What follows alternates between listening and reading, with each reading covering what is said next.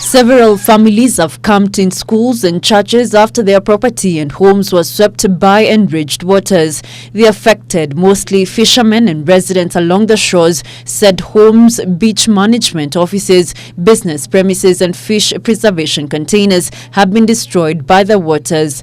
Caleb Thiambo, a resident of Lwanda, Konyango, said they could not salvage their property as water levels rose so fast whilst they were asleep.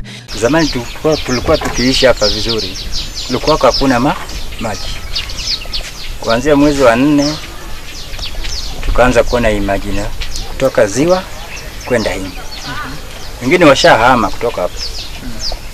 Ambapo sisi ndio tumebakia chupu tu. Not even business and markets have been spared, with locals now calling on well-wishers and county disaster management teams to come to their rescue. At Kawo, Muhuru, Senye and Lwanda beaches, homes have submerged into the lake, resulting in a trail of destruction. Locals say they have never witnessed such a scenario for decades, with some blaming it on flows at Lower Kuja irrigation scheme. Nyumba yangu yanaanguka yote chini.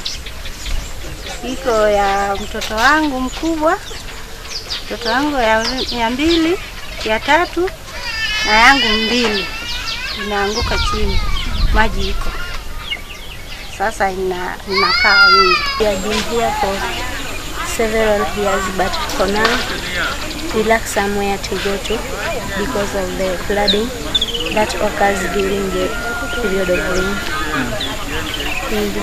We are now in rental houses where we cannot manage to pay. Neslin Ogwe, the manager at Lower Kuja irrigation scheme, however, attributed the water levels to precipitation occasioned by climate change. The inflow from the rivers, all the rivers within the Lake Victoria catchment, cannot increase the lake level.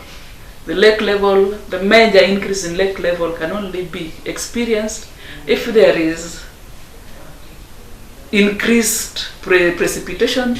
At disputed Migingo Island, residents who are fishermen have started migrating after the Lake Victoria water surged up and submerged some of their houses. They said that even the main latrine at the island has caved in due to the ongoing rainfall, posing a serious health risk to the remaining residents.